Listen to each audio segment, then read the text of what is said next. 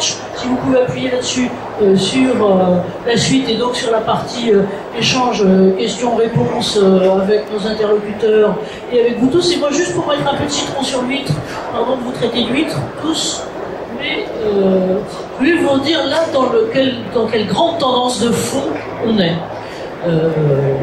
C'est pas que je sois complètement anglo-saxon, mais il y a une notion qui est en train de se développer en Amérique du Nord, et j'allais dire particulièrement au Canada, et qui est la notion de people risk, c'est-à-dire de tous les risques qui sont liés aux gens, à l'humain, pas seulement l'humain comme personne, mais aussi l'humain comme collectif. Et ce que j'ai trouvé très intéressant, c'est qu'en France et en Europe, alors on est beaucoup autour, j'allais dire, de la compliance, ou du juridique, ou de l'application de la CSRD avec est-ce qu'on va faire une pause, parce que notamment, je ne sais pas si vous êtes théoriquement à peu près tous dedans, hein, puisque normalement, obligatoirement, toutes les entreprises de plus de 250 salariés sont censées faire un reporting, notamment sur le pilier social, et aussi bien les salariés directs que indirects. Je ne sais pas trop si c'est fait, mais voilà. Et donc il y aurait paraît-il un moratoire sur les autres. Et eux, ils sont, comme d'habitude, si je peux me permettre, beaucoup plus pragmatiques. C'est pas une réponse juridique uniquement de reporting et uniquement j'allais dire de compliance. C'est que, c'est pas pour rien, pardon, mais que c'est une démarche un peu assurantielle. Ce sont les assurances qui prennent ça, et qui, parce que bon, les systèmes sont globalement pas les mêmes. Et là, c'est une tendance neuve chez eux, c'est que dans les risques opérationnels, qui chez nous rentrent classiquement dans le risque, ils prennent les risques liés au personnel. Il y a tous les autres, hein. C'est-à-dire, je veux dire, ça va depuis les attaques cyber jusqu'à les risques, je veux dire, de déontologie commerciale de certains, mais sur tout notre truc et sur la relation de travail, il y a cet effet très profond. Ils regardent, donc ce qui est intéressant aussi, c'est la façon dont ça permet de mélanger les fonctions et d'aller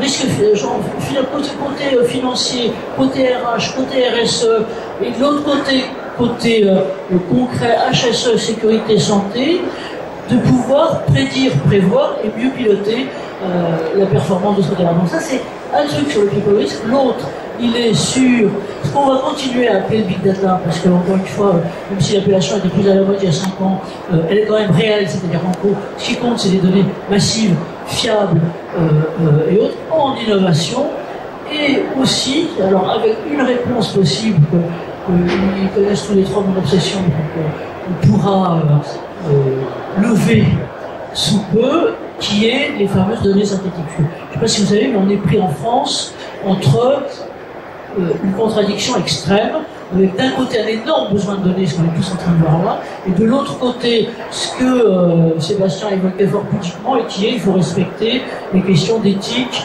le RGPD, ce qui fait que, si je peux pas être nous, un certain nombre d'entreprises ou autres anglaises sont complètement rigidifiées, frigorifiées avec, si j'avance un doigt, je vais me taper un truc judiciaire sur le dos parce qu'il y aura cette révélation.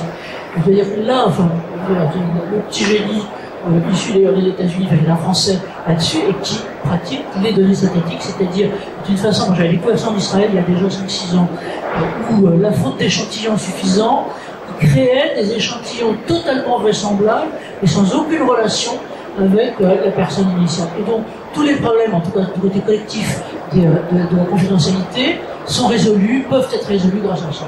C'est pas encore, ça commence à l'être sur certains domaines, j'allais dire de santé pure, mais donc à nous de le créer sur santé travail. Voilà, donc ça c'était, pardon d'avoir pris le micro, mon intervention à moi, maintenant à vous, questions, réactions sur vos... et puis vous avez tout à fait le droit de rebondir les uns les autres, on a encore 2 minutes et demie si on ne se fait pas engueuler, donc voilà. Question? Madame Christiane.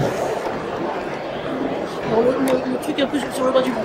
Merci. Donc Christiane Ginestou du groupe Orange, direction santé sécurité au travail. J'avais une remarque par rapport à l'étude sur la Corrèze, enfin sur ces sujets. Je trouve ça vraiment très intéressant, et pour avoir travaillé quelques années pour l'artisanat par exemple, je me suis demandé s'il y avait des rapprochements avec des données d'activité au niveau du département, parce que je trouve toujours intéressant d'aller croiser des données très très larges, mais finalement au niveau de département c'est vraiment intéressant. On peut avoir des caractéristiques aussi. Je vois que les couvreurs sont sortis, les menuisiers sont sortis. Je pense à la pente des toits qui est peut-être très forte en Corrèze, ou des choses comme ça, mais des trucs très typiques. Comment est-ce que, enfin, peut-être qu'il y aura des ponts faits avec les chambres de métier, les chambres d'industrie. Et c'est tout à fait juste. Alors on essaie de, c'est bien de la tech, l'ensemblier et le terrain. Chaque terrain va être différent. Quand je discute avec les copains de Saint-Nazaire, chantier naval, c'est pas les mêmes risques. Évidemment, la Corrèze, il y a des trucs. Alors, le rapprochement avec un autre producteur de données, effectivement, c'est l'autre champ économique. Le diagramme était sur le travail. Effectivement, j'étais hier à la Chambre de métier d'artisanat de Corrèze pour discuter de ce genre de choses avec des gens de la filière. Et quand je parle de la filière bois, de la filière sur d'autres secteurs d'activité, il faut qu'on se rapproche d'eux parce que dans l'assurance, c'est intéressant aussi de rapprocher des gens qui ont des relations affinitaires derrière. Moi, j'aime bien travailler en santé au travail avec le monde économique et également aussi celui de la prévoyance parce qu'il y a des cofinancements qui sont possibles derrière dès lors que c'est data-drivé et en plus il y a une caution un peu médicale d'observation derrière. Donc je partage absolument votre remarque et voilà, j'étais justement hier à créer ces liens avec les CCI ou Chambre de métier d'artisanat pour ce qui concerne cette étude. Merci de la question-réponse parce que c'est effectivement exactement ça. Moi, ce que j'ai observé, parisienne, pardon, j'étais pas persuadé, encore une fois, pas que la révélation se ferait de l'institutionnel, mais en gros un peu quand même. Mais toutes les réalités de terrain sont exactement à l'inverse. C'est-à-dire que, oui, moi je vous parlais de cette bande, pardon messieurs, parce que c'est une bande de filles qui ont de tous âges, qui ont créé ça en Occitanie, je veux dire, entre Pau et l'ensemble, et elles travaillent effectivement complètement avec les chambres des métiers, et c'est la réalité du terrain qui globalement s'exprime. Alors, je crois qu'on est en train d'arriver sur la fin. Autre question? Non, ils veulent pas? Ben alors, mon président, il veut dire quelque chose? Bon, je lui passe son micro, et puis après, une phrase de 13 mots, chacun pour plus. Moi, ce que j'ai en tête, c'était une comparaison avec la météo. La météo, on sait dans les livres d'histoire qu'il faisait très froid en 1712. Mais aujourd'hui, on a des moyens qui nous permettent de dire un peu mieux quel temps il fera en Dordogne demain ou après-demain. Et comment sera le climat dans l'an 2100. Et il y a une demande, mais cette demande, elle est soutenue aussi par un énorme progrès sur le stockage et le traitement des données. Et donc, ça appelle notre attention sur tout l'intérêt que peut porter pour un secteur très important qui est la santé, tout l'intérêt qu'il y a à enregistrer des données bien faites, à les stocker, à les traiter. C'est un chef de progrès en ce moment très très rapide par rapport à ce qui puisse passer pendant 100 ou 200 ans. La météo en profite, il n'y a pas de raison que la santé n'en profite pas aussi. Donc merci pour vos exemples qui ont été très illustrants de ce qu'on peut faire.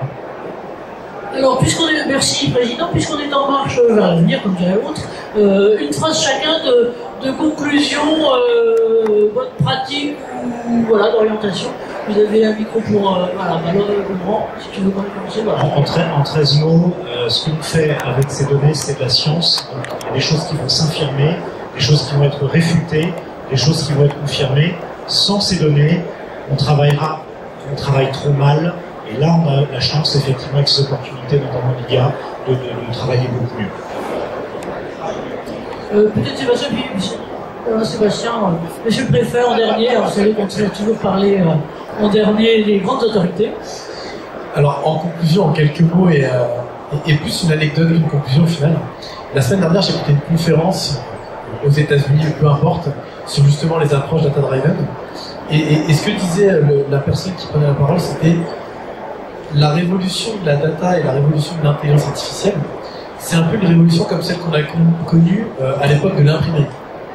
Juste pour que vous imaginiez à quel point on est en train de révolutionner dans ces approches. Donc, globalement, prenez le train dès le départ, donc prenez pas le train en marche, parce que l'intelligence artificielle est en train de révolutionner le monde dans lequel on vit, et donc il est vraiment important de s'y intéresser demain. Oui, et de ne pas s'asseoir en pensant que tout sera fait par l'intelligence artificielle. Sinon, comme tu dis, le train sera passé et on ne sera pas dedans.